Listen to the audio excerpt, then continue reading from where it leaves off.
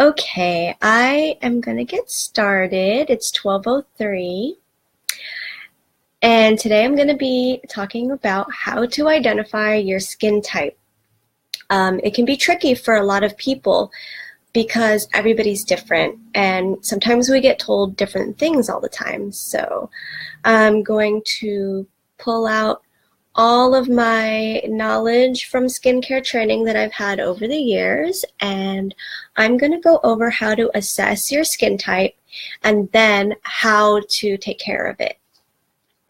So if you guys have any questions throughout this whole video, just drop a line and I will answer your question.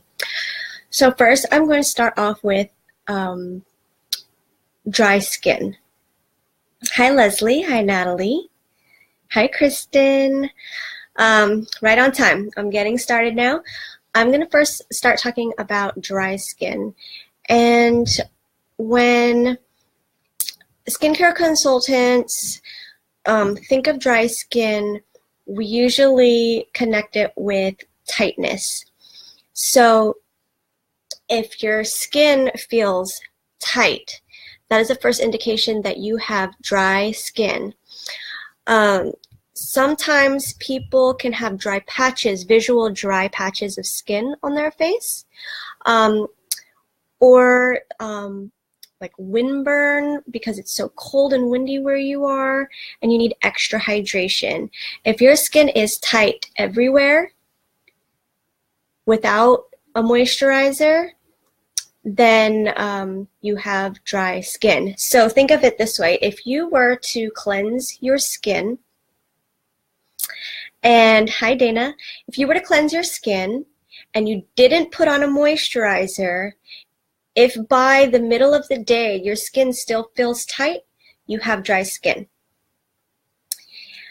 Now more of a normal skin type would be if you were to wash your face with a foaming cleanser, and by the middle of the day your skin felt comfortable, you have normal skin. And some people confuse normal skin with combination skin. True combination skin is where you are dry in some areas and oily in other areas. So some people might have an oily T-zone but have normal feeling cheeks.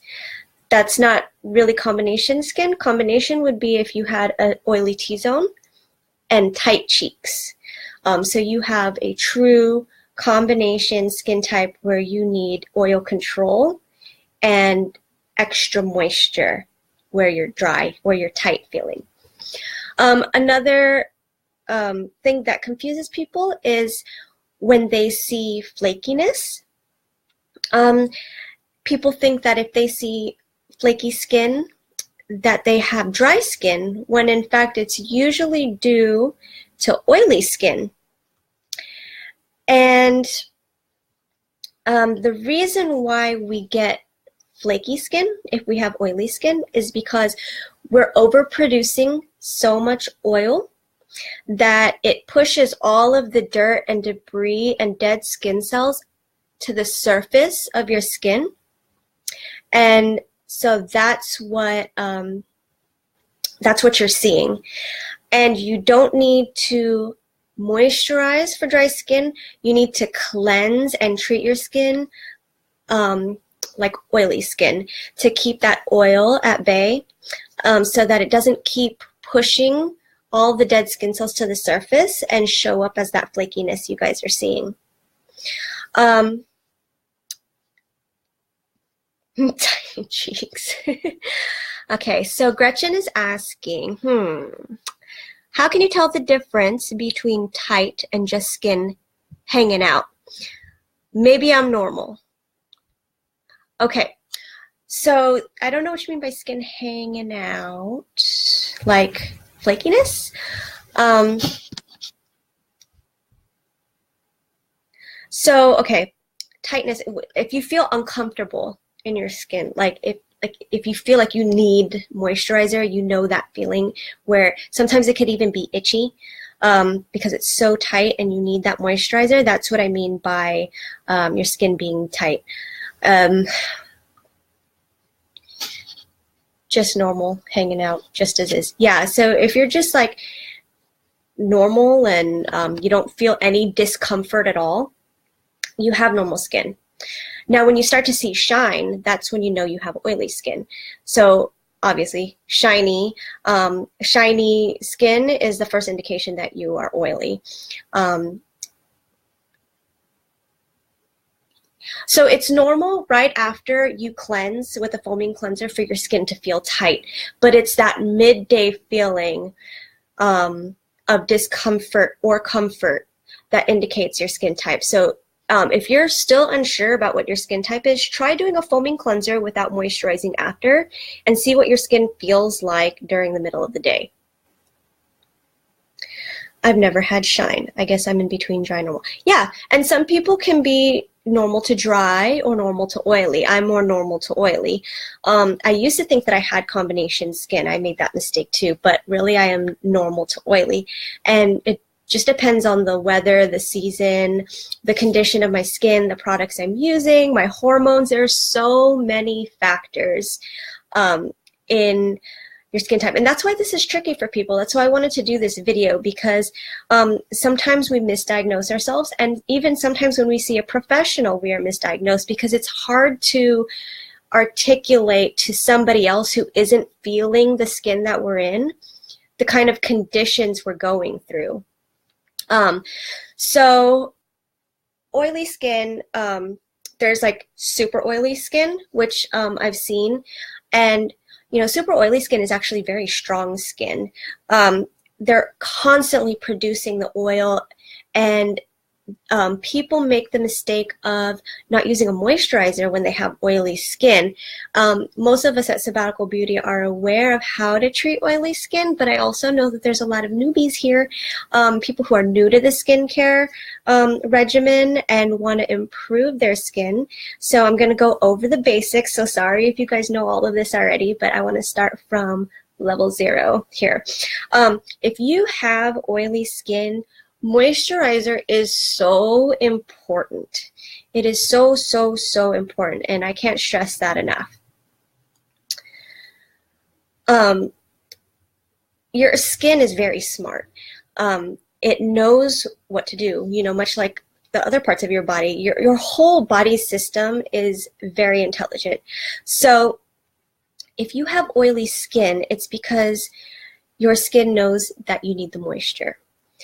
But if you are depriving your skin of regular moisture, it's going to create more oil. So you have to moisturize. So when you moisturize, excuse me, it's basically telling your skin, hey, I have enough moisture, and then it'll back down a little bit and produce less oil. So the more you moisturize and hydrate, the less oil you'll produce. It's all about finding a balance. Some people are really lucky and they have like just completely normal skin. Their oil levels are balanced. They're not tight, they're not dry, they don't flake, they don't have dry patches, they're not shiny. And good for them. But for the most part, we have to find the right balance of products to keep our moisture levels normal, so that we're not too shiny, so that we're not too tight, you know, and tightness okay, the thing with dry skin is it's more fragile.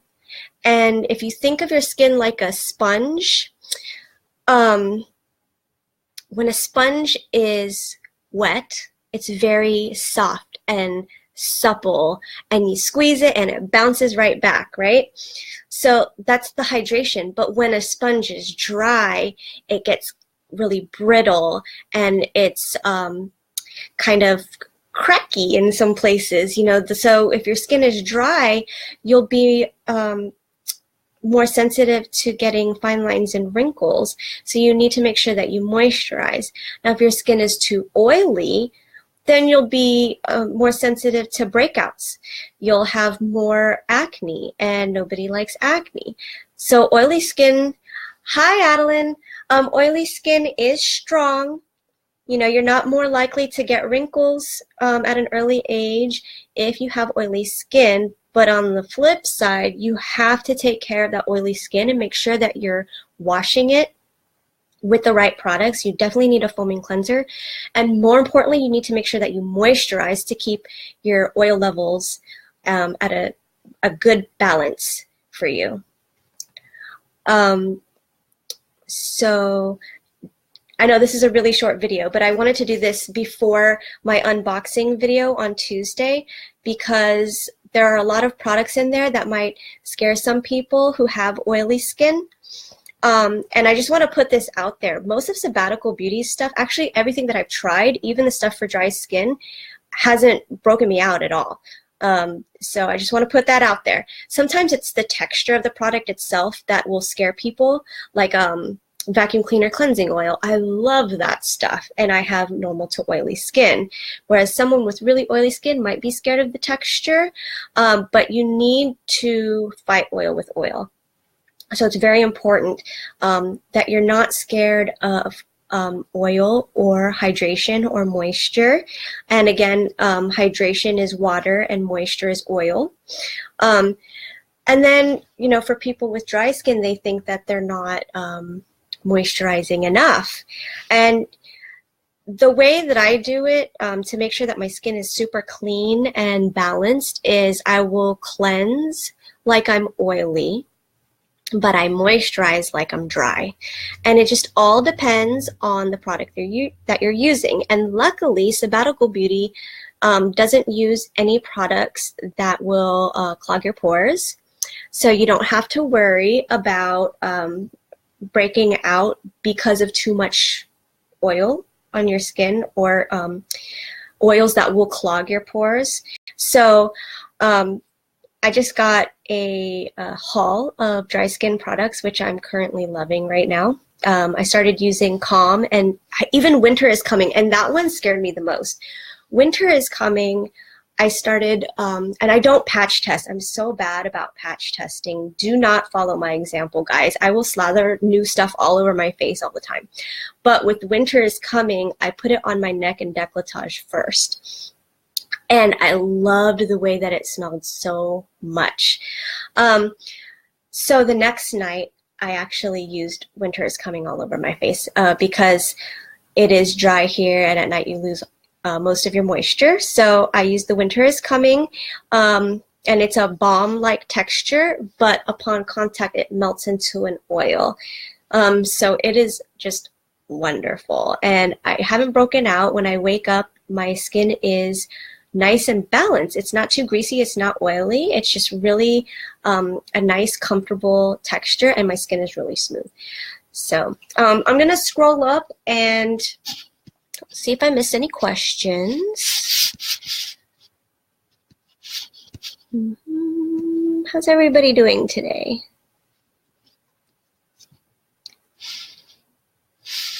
Okay.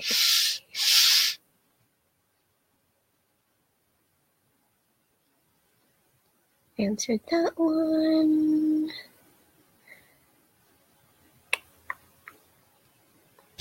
If my skin feels tight, but it is flaky, definitely not oily. So if you have flaky skin, but your skin is not oily, and your skin feels tight, it's probably dry patches.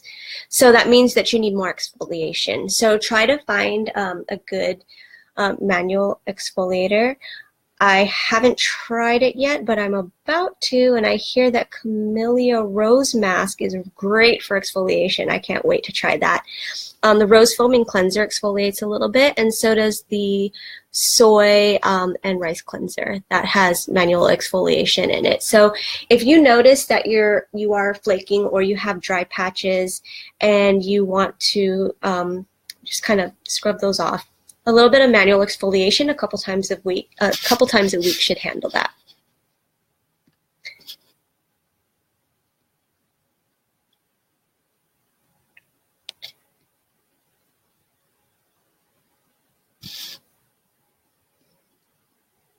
Okay.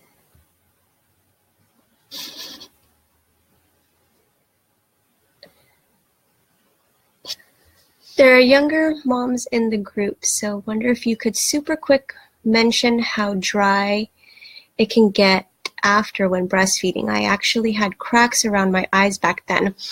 You know, I haven't really connected the two, to be honest. I never noticed my skin was dehydrated while I was breastfeeding, but I've always been really good about having a skincare regimen. And I guess I just, you know, I kind of just go by how my face is feeling and how it's looking, and then grab the products I feel that it needs. But I never really thought about why it was doing it. So I'm sorry, Madeline, but I can't really help there.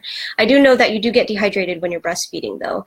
So just make sure that you up your water intake. Water is so, so, so, so important, and I'm bad at it. Like, you know, people tell me you have to hydrate, drink your water, drink your water. Like, I do drink water. It's in my coffee. I have like 5 cups a day.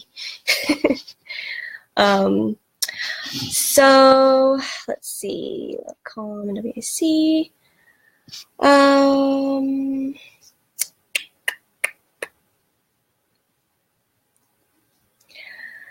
Okay, sleep is good. Yeah, I haven't been getting much sleep yet because Arya still wakes up in the middle of the night. So rice. Okay, I think I'm down to the last comment. Camellia Rose, love, love, love. Have used soy and rice scrub mask. Vaseline. I'm very scared of Vaseline. I gotta tell you, the petroleum is not good for my skin, because even when I use Vicks, sometimes when I'm sick, I'll put a little bit of Vicks under my nose and then I'll get a breakout right there. So if Vaseline works for you, that's great. But for me, I just like stay away from it. I can't. Madeline, can what be hormonal? Can you ask the question again? I missed it.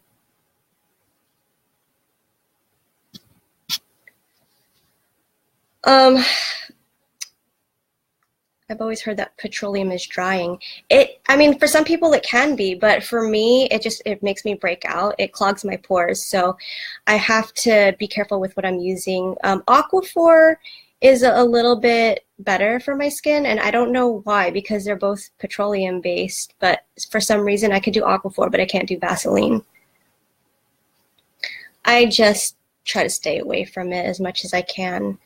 I don't even use it for diaper rash anymore. I use, what is that? A&D ointment. I always have it because I've always got a new tattoo, so I always have A&D ointment on hand. All right. I think that I answered all the questions, so. All right, guys. If you're catching the replay, go ahead and leave your questions in the comment section, and I'll answer them as they come. But I will see you guys on Tuesday when I do my unboxing for the spring box, and I'm really excited about it because there are several things in there that I've been wanting to try. So have a good rest of your Sunday, and I'll see you guys on Tuesday. And I'm going to try to get a nap now. Bye!